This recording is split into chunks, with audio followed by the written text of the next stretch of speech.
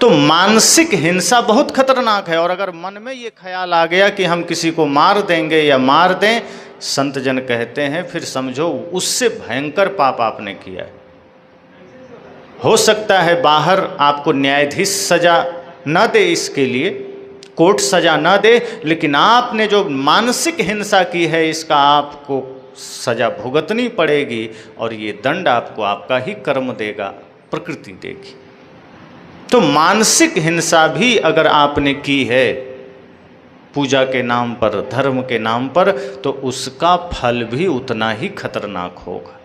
तो मैंने कहा कि दुर्गा पूजा का अर्थ यह नहीं है कि 9 दिन तक उपवास रह लिए और खूब ज़्यादा माता दुर्गा की भक्ति कर लिए और 10वें दिन रक्त बहा दिए, खून की नदियाँ बहा दिए, और भेड़ बकरियां काट करके उसका मांस पका कर खा लिए, और जब विसर्जन का समय आया तो सब शराब पी लेता है।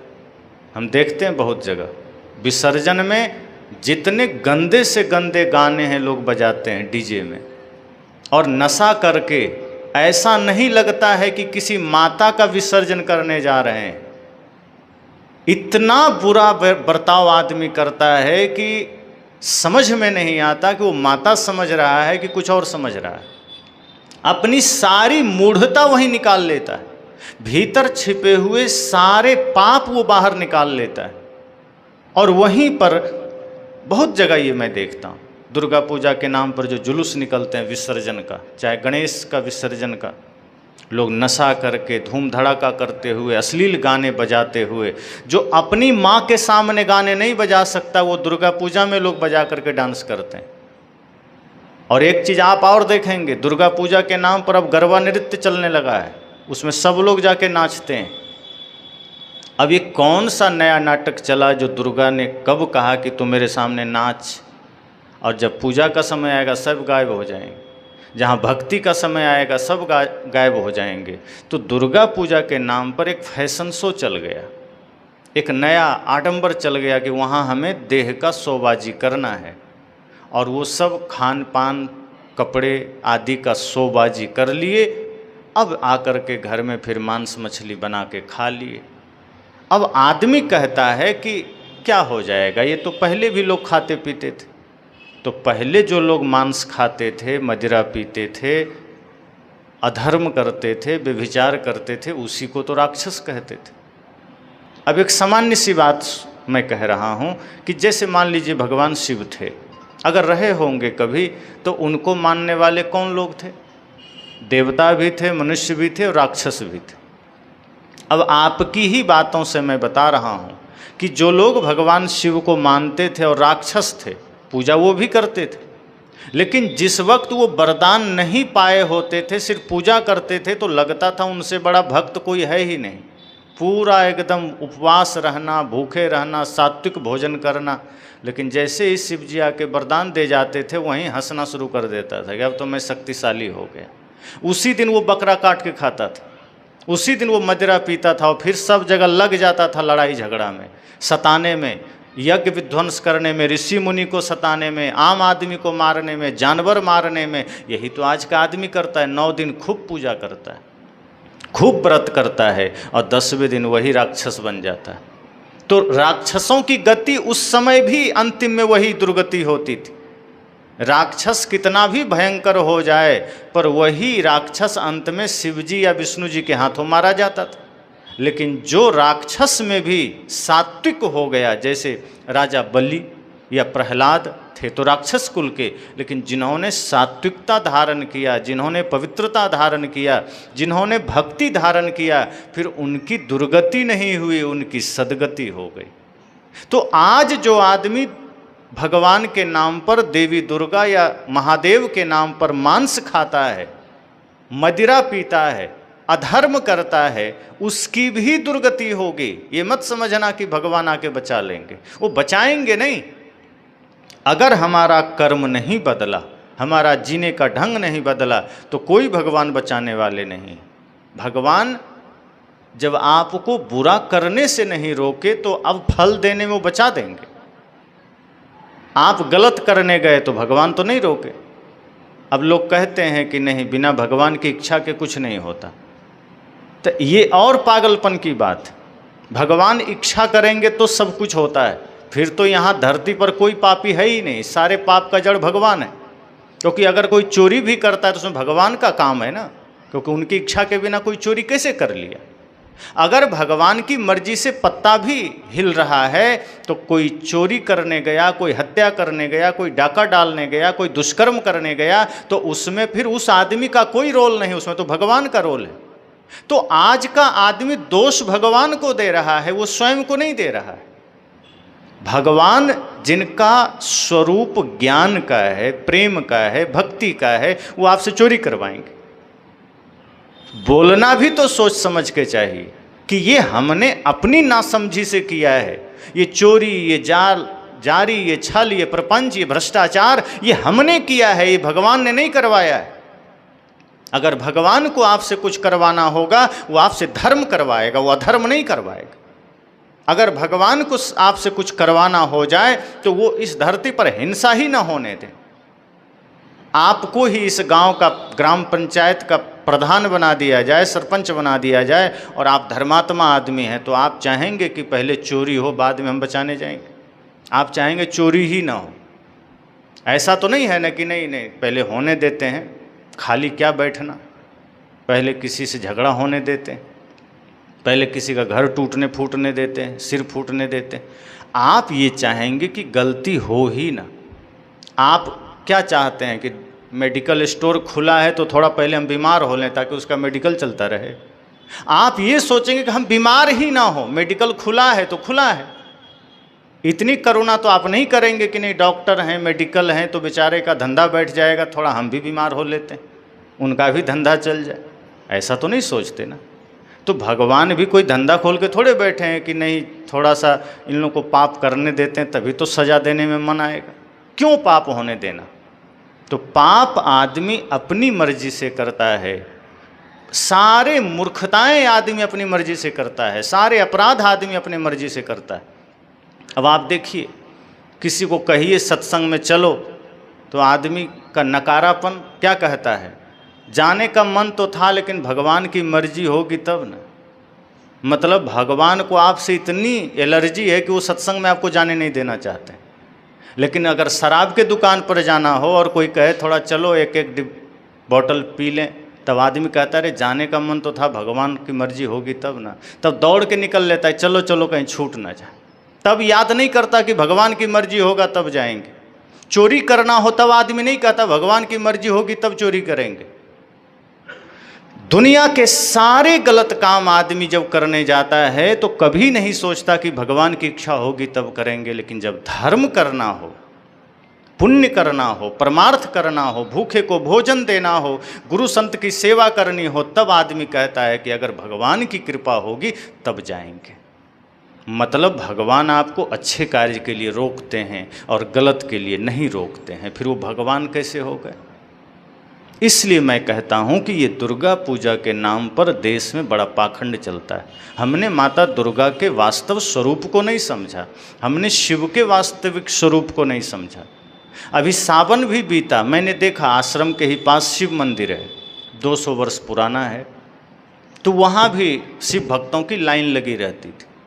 तो एक महीने सावन में वे लोग भी शिव भक्त बन जाते हैं जो दिन रात मुर्गा अंडा मछली खा के भाई का जमीन हड़प करके बैठा होता है, जो माँ बाप को वृद्धाश्रम भेज कर बैठा होता है, वो भी एक महीने के लिए शिव भक्त बन जाता है। और गांजा पीता है, भांग खाता है। एक से मैंने कहा गांजा क्यों पीते हो? कहे तो शिव जी का भोजन है, उनको चढ़ता है इसलिए हम भी पीते हैं। भांग भी उनको चढ़ता है, शिव जी भांग खाते थे इसलिए हम भी खा लेते हैं। हमने कहा पहली बात तो ये कहीं लिखा है क्या? शिव के स्वरूप को काहे गंदा कर रहे हो? शिव जी गांजा पीते थे, भांग खाते थे, अपना गंजेड़ी भंगेड़ी हो तो शिव जी को भी नशेड़ी बना दिया। और चलो मान लिया कि शिव जी गांजा पी लेते होंगे, हालांकि पीते नहीं थे, लोगों ने बना दिया उनको गंजेड़ी, पर शिव जी तो जहर भी पिए थे, तो कभी जरा देख लेना वो भी पी के, वहीं राम नाम सत्य हो जाएगा। शिव जी तो बिच्छू भी बाह में बांध के रखते हैं, जरा तुम भी बांध लो। वो गले में नाग भी रखते हैं, जरा तुम भी रख लो। तो शिवजी गांजा पीते थे इसलिए हम भी पी लेते हैं। पहली बात तो शिव तत्व को ही नहीं समझते। अपने महापुरुषों भगवानों के नाम पर सबसे ज़्यादा बदसलूकी भारत के लोग करते हैं। वो राम के चरित्र के साथ सबसे ज़्यादा खेल रहे हैं, कृष्ण के चरित्र के साथ खेल रहे हैं। कृष्ण के रास को सब लोग स्वीकार करना चाहते हैं, लेकिन कृष्ण के गीता ज्ञान को कोई स्वीकार नहीं करना चाहता। राम ने माता सीता को जंगल में भेज दिया, ये सब पति स्वीकार कर लेता है, लेकिन राम ने नारी की मर्यादा की, माँ की मर्यादा की, मर्यादा पुरुषोत्तम बनकर रहे, ये कोई जीना नहीं चाहता। राम ने अपने भाई के लिए अयोध्या छोड़ दी, ये कोई भाई निभाना नहीं चाहता। आज राम का पाठ, रामायण का पाठ, राम की चर्चा हर घर में है, पर कितने भाई हैं जो अपने भाई के लिए 1 इंच जमीन छोड़ने को राजी है? शादी विवाह हो गया, बंटवारा होगा तो बड़ा भाई या छोटा भाई सोचेगा ज़्यादा हम ही को मिल जाए, और घर जाके फिर राम की पूजा चल रही। तो जो राम अपने भाई के लिए पूरी गद्दी छोड़ के चले गए, राम जी ने कहा मुझे अयोध्या नहीं चाहिए, भरत जी ने कहा हमें भी नहीं चाहिए। महाभारत में लड़ाई थी कि हमें हस्तिनापुर चाहिए, दुर्योधन ने कहा कि सुई के नख के बराबर जमीन भी नहीं देंगे। तो पांडवों ने कहा फिर तुम्हें मार के सब ले लेंगे। रामायण में लड़ाई क्या थी? राम जी ने कहा मुझे अयोध्या की गद्दी नहीं चाहिए, भरत जी ने कहा हमें भी नहीं चाहिए। लड़ाई दोनों जगह थी, एक में त्याग की लड़ाई थी, एक में स्वार्थ की लड़ाई थी। राम ने कहा मुझे कुछ नहीं चाहिए, तो भरत ने भी नहीं चाहा, उन्होंने कहा मुझे भी नहीं चाहिए। लेकिन आज अगर कोई बड़ा भाई गलती से कह भी दे कि मुझे कुछ नहीं चाहिए, छोटा भाई नाचने लगता, अच्छा हो कुछ नहीं चाहिए, हम सब ले लेंगे, सब मुझे ही मिल जाए। तुरंत कहीं 1-2 दिन में भैया का मन न बदल जाए, उसी दिन तैयार हो जाता, चलिए कोर्ट आज ही लिख दीजिए। तो एक राम थे जो त्याग में थे, भरत भी त्याग में थे, पर राम और भरत को मानने वाला आज हमारा देश क्या राम की मर्यादा को मानता है? क्या भरत के प्रेम को मानता है? नहीं मानता। आपके ही क्षेत्र के कोर्ट में चले जाइए, कचहरी में चले जाइए, 80% मामले भाई भाई का ही होता है, जमीन विवाद का ही होता है। और ये सब राम को मानने वाले लोग हैं, ये सब राम की पूजा करने वाले लोग हैं। पूजा राम की चल रही है, जीवन रावण का चल रहा है। कहाँ से भक्ति आएगी जीवन में? रावण भी विभीषण को लात मार दिया था, आज भाई भाई को लात मार रहा है। तो कर्म तो रावण का चल रहा है, नाम राम का चल रहा है। तो मैंने कहा कि आज हमारे भारत के लोगों ने राम के साथ, कृष्ण के साथ, शिव के साथ, माता दुर्गा के साथ बड़ी बदसलूकी किया है, बहुत ज़्यादा किया है। राम के स्वरूप को बिगाड़ा, कृष्ण के स्वरूप को बिगाड़ा। कृष्ण रसिया नहीं थे, रास नहीं करते थे। महाभारत आप पढ़ेंगे, कृष्ण की छवि को आप जान लेंगे कि रास की चर्चा तक नहीं है। लेकिन आज उस कृष्ण का परिचय ही रास से हो गया है, और उनके नाम पर सभी बच्चे बच्चियां रास करने लगे। पर कृष्ण का जो गीता का ज्ञान है, कर्म योग, ज्ञान योग, भक्ति योग, उस पर कोई चर्चा नहीं करता। जो कृष्ण ने जीवन जीने की बात कही है, जो मनोविकारों से मुक्त होने की बात कही है, जो मुक्ति की बात कही है, उस पर कोई चलने को राजी नहीं। राम ने जो मर्यादा की बात कही है, शिव जी ने जो परम योग, परम ध्यान की बात कही है, उस शिव तत्व को समझने को कोई राजी नहीं। मंदिर में हम बहुत गए पर तन यह मंदिर नहीं बना, व्यर्थ शिवालय में जाना यदि मन शिव सुंदर नहीं बना। पर की पीड़ा में मोम सा पिघलना है साधना, पाना नहीं जीवन को बदलना है साधना। मंदिर बहुत गए पर अपना तन मंदिर बना। बाहर के मंदिर में खूब जल से धो दिए, पोछा लगा दिए, और अपना शरीर अभी कबाड़ खाना बना हुआ है। तो अगर बाहर मंदिर को आपने शुद्ध किया तो यह तन भी तो मंदिर है। इसमें तो साक्षात परमात्मा बैठा है, इसमें तो स्वयं शिव बैठे हैं, राम बैठे हैं। आत्मा ही तो शिव है। शिवोहम शिवोहम शिवोहम। तो जो आत्मा राम भीतर बैठा है, उस शरीर रूपी देवालय का तो अपमान कर दिया, उसको तो कबाड़ खाना बना दिया, बूचड़ खाना बना दिया।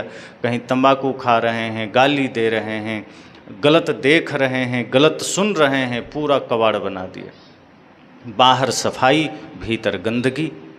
तो न राम की मर्यादा का ख्याल है, न माता दुर्गा का ख्याल है। तो जो माता दुर्गा 9 रूपों में समस्त अलग अलग शक्तियों का प्रतीक हैं, कि कैसे वो संतान की रक्षा करती हैं, कैसे वो जगत का पालन करती हैं। 8 हाथ भी है, 8 दिशाओं का प्रतीक है। वो 8 दिशाओं का प्रतीक का मतलब है कि एक नारी के अंदर इतना सामर्थ्य है कि वो सब कुछ कर सकती है। ज्ञान, विज्ञान, साहित्य, रक्षा, प्रेम, लालन पालन, सारी कलाएं माता के अंदर है, एक नारी के अंदर है। वही 8 हाथ का एक प्रतीक है। वास्तव में कोई अलग अलग 8 हाथ नहीं रहता है। नॉर्मल सामान्य रूप से 2 ही हाथ सबके होते हैं, लेकिन वो एक दर्शाया जाता है कि इनके अंदर इतना कला है, इनके अंदर इतना सामर्थ्य है। तो हर नारी के अंदर अपार शक्ति और सामर्थ्य है। इसी शक्ति सामर्थ्य का सम्मान करना है। लेकिन हमारा भारत सदैव इसमें पिछड़ता रहा, और आज भी ये मूढ़ताएं भारत के लोगों के पास है। बहुत से धर्मगुरु मंच पर बैठकर कहते हैं कि ये तो मंच पर ही नहीं आ सकती।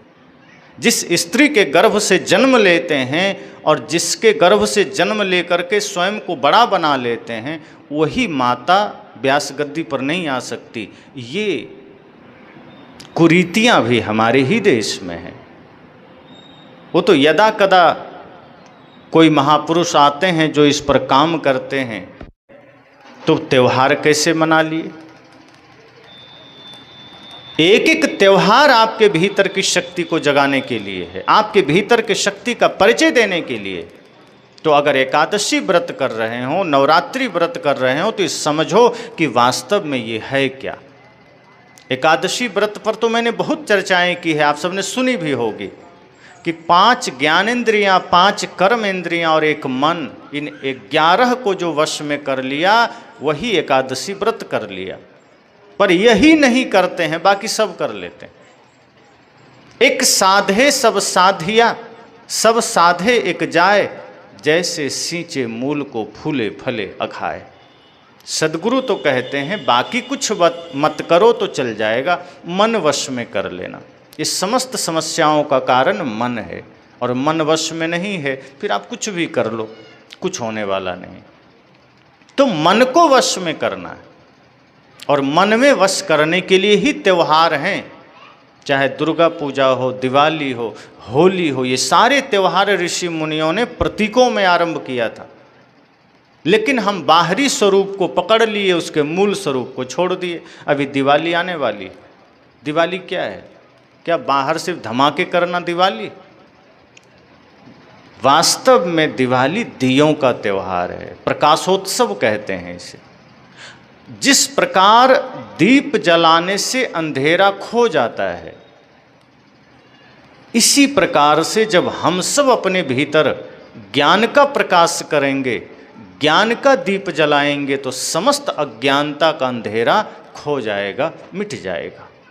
तो अगर बाहर दिए जलाए जाएं, तो यह ख्याल करना कि बाहर के दिए तो बाहर के अंधेरे को मिटाया है, अब गुरु संतों के सानिध्य में जाकर भीतर ज्ञान का दिया जलाना है, भक्ति का दिया जलाना है, तब दिवाली सार्थक हो जाएगी। ऐसे ही होली में बाहर के रंगों को ले आया, शरीर को रंग दिया, एक दूसरे पर डाल दिया, कीचड़ डाल दिया, कुछ भी बाहर सब कुछ कर दिया।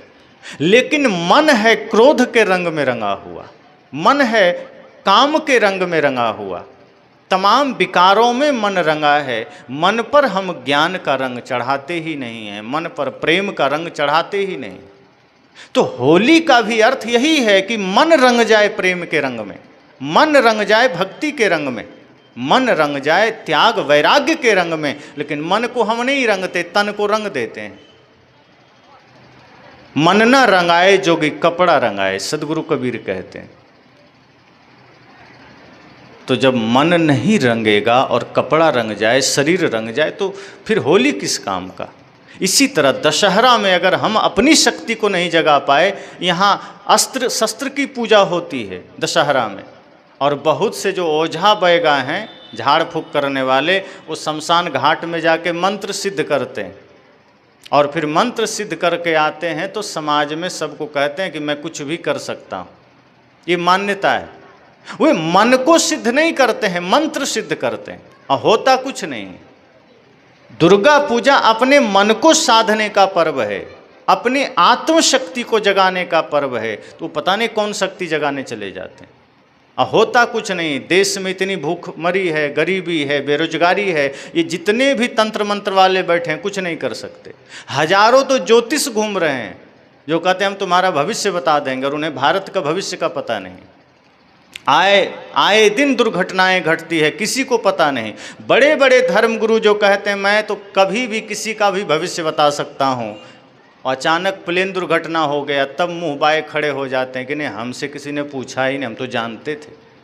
ऐसे लोग को पकड़ के तुरंत जेल में डालना चाहिए। जब तुम जानते थे तो 250 लोग क्यों मरा भाई, तुमसे पूछने जाएगा कोई? रेल दुर्घटना हो गया, सुनामी आ गया, आग लग गई, बाढ़ आ गई, तुम कहाँ बैठा था, क्या कर रहा था? सिर्फ ये लोगों के नाना फूफा बताओगे कि ये उसका नाना, ये मौसा, ये चाचा, ये चाची, यही बताने बैठे हो। बड़े बड़े लोग यही बता रहे हैं कि ये तुम्हारे चाचा हैं, ये पिता हैं, ये तुम्हारा नाम है, तो ये परिवार है, तो ये बिजनेस में घाटा लग गया तो तुम जो चाहते वो नहीं होता। वही रटी रटाई बात, इतना तो हम भी कर देते हैं। तो क्या इसको चमत्कार मान लें? चमत्कार तब माना जाता है जब व्यक्ति के जीवन में परिवर्तन आता है। भगवान बुद्ध तो कहते थे कि आग पर चलना चमत्कार नहीं है, आकाश में उड़ना चमत्कार नहीं है, ये जादू का खेल है। असली चमत्कार है धरती पर सही से चलना। आज धरती पर किसी को चलना नहीं आता, गलत दिशा में जा रहा है, गलत कदम बढ़ा रहा है। यही बात तो कृष्ण भी कहते हैं कि जो मन वचन कर्म से पवित्र हो गया वही इंसान है, वही देवता है, वही परमात्मा है। जिसने स्वयं को जान लिया वही शिव है। लेकिन हम कहाँ मानते हैं? हम आडंबर में फंसे भागे चले जा रहे हैं। तो त्योहारों के नाम पर हमने भगवान को भी आडंबर में डाल दिया, अपने जीवन को भी आडंबर से घेर लिया। आज भी हम बाहर ही पुकारते चले जाते हैं, अपने भीतर या लोगों के भीतर परमात्मा को देखने की चेष्टा नहीं करते। जिस माँ बाप के लिए आज वृद्धाश्रम बन रहे हैं वे लोग शिव को भी मानते हैं, शक्ति को भी मानते हैं, लेकिन उन्हें अपने माँ बाप में शिव न शक्ति का दर्शन हो नहीं रहा। अब जिस देश में शिव को जगत पिता कहा जाए, शक्ति को जगत जननी कहा जाए, अगर वहाँ वृद्धाश्रम बनता है तो सोचो कितने विरोधाभास। अगर अपने जन्म देने वाले माँ बाप में आपको जगत पिता का दर्शन नहीं हुआ, जगत जननी का दर्शन नहीं हुआ, तो मंदिर में जाकर के वास्तव में वहाँ देख पाएंगे क्या? जिन्हें अपने माँ बाप में या जीवित प्राणियों में भगवान का दर्शन ना हुआ वो पत्थर में देख पाएंगे क्या? अब मैं आपसे कहूँ कि अभी सूर्योदय है, सूरज उगा है, आप देख रहे हैं, तो आप कहेंगे हाँ बाहर सड़क में निकलेंगे देख लेंगे। लेकिन अगर कोई नेत्रहीन होगा तो वो तो कह देगा ना कि हमें नहीं दिख रहा है। अब उसे नहीं दिख रहा है, स्वाभाविक है, आँख नहीं है, नहीं दिख रहा। लेकिन कोई आदमी कहे नहीं नहीं ये जगह खराब है, यहाँ नहीं दिखेगा, तुम ऐसा करो तुम थोड़ा राजधानी चले जाओ, वहाँ दिख जाएगा। अब कोई बहला फुसला कर उसे राजधानी भेज दे, अब बेचारा वहाँ भी जाके आँख खोले, लेकिन अब आँख की ज्योति ही खत्म है, रोशनी ही नहीं है, रेटिना ही गायब है, तो वो रायपुर में भी आँख खोलेगा तो दिखेगा सूरज? तो कोई कहे नहीं नहीं भारत में नहीं दिखेगा, तुम अमेरिका चले जाओ।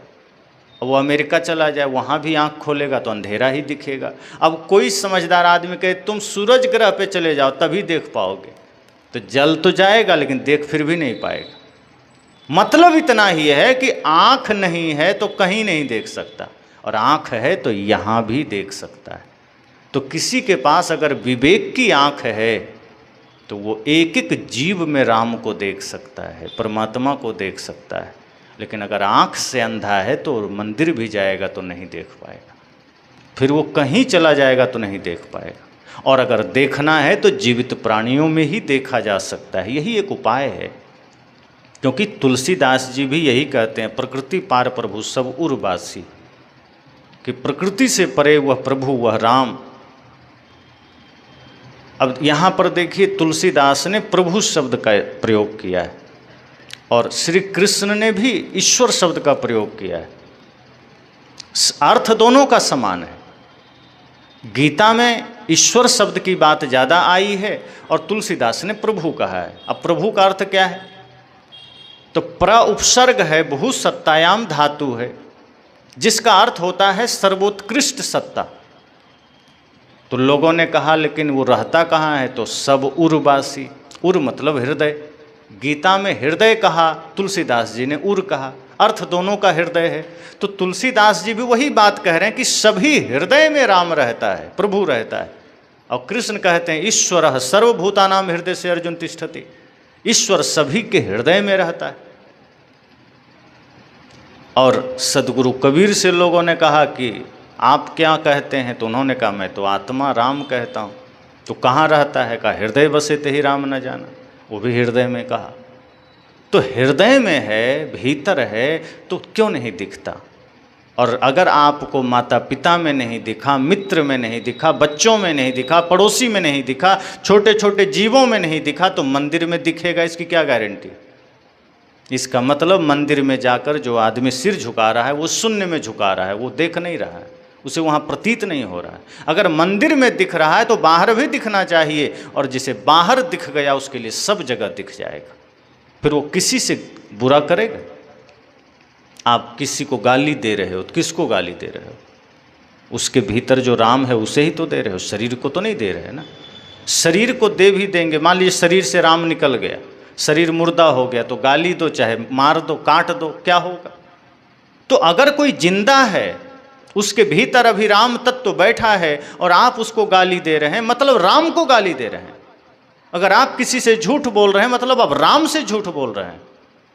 अगर आप किसी से छल कर रहे हैं मतलब राम से छल कर रहे हैं। तो अगर जीवित प्राणियों में राम का दर्शन नहीं हुआ, भगवान का दर्शन नहीं हुआ, तो फिर पूजा का कोई अर्थ नहीं होता। इसलिए मैंने कहा कि दुर्गा पूजा का अर्थ यह है कि आप अपनी शक्तियों को जगाइए, अपनी सोई हुई शक्ति को जागृत करिए, एक इंसान बनिए, शुद्ध सात्विक जीवन बिताइए। मन वचन कर्म से निर्मल जब हो जाएंगे तो उसी दिन दुर्गा पूजा हो गई। फिर 9 दिन नहीं, फिर जब तक श्वास है तब तक दुर्गा पूजा चलती रहेगी। 9 दिन पूजा और 10वें दिन हिंसा, हत्या, वैमनस्य, और फिर साल भर हत्याएं चलती। तो 9 दिन का व्रत किसी काम का नहीं। अगर व्रत करना है तो जीवन भर करिए, और वह व्रत है सत्य का पालन करना, प्रेम का, भक्ति का। और माताओं के लिए तो तुलसीदास जी ने कहा ही है, एक ही व्रत एक धर्म नेमा, काय वचन मन पति पद प्रेमा। कि माताओं के लिए जितने भी व्रत हैं वो ना करके अगर तन मन वचन से पति के चरणों में प्रेम हो और पति का पत्नी के प्रति प्रेम हो तो समझो वही व्रत है। अब यहाँ चरणों में प्रेम का मतलब यह नहीं है कि चलो बैठ करके चरण देखते रहें हाथ में पकड़ के। चरणों में प्रेम का मतलब ऐसा पति जो शुद्ध सात्विक विचारधारा वाला हो। अब कोई पति राक्षस हो तो उसमें प्रेम रख के क्या मिले? यहाँ ये बात जान लेना कि पति पद प्रेमा का अर्थ यह नहीं है कि कोई दानव बैठा हो सामने और वो जो कहे करते जाओ, कि मेरे लिए मुर्गा बना दो तो आप मुर्गा बना दो, कोई कहे मेरे लिए शराब लाओ तो शराब ला के दे दो। नहीं, ये प्रेम नहीं है।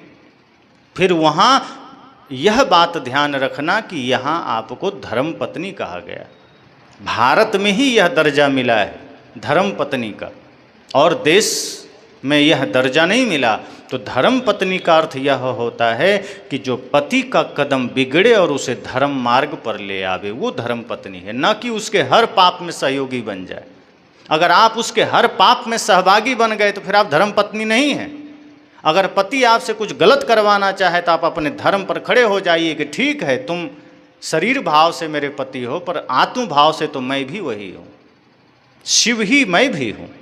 तो तुम्हें मैं गलत मार्ग पर कैसे जाने दूँ? तुम्हें मैं पाप के मार्ग पर कैसे जाने दूँ? और अगर तुम जाते हो तो उस पर मैं तुम्हारा सहभागी नहीं बन सकती, उस पर हम तुम्हारा सहयोगी नहीं बन सकते।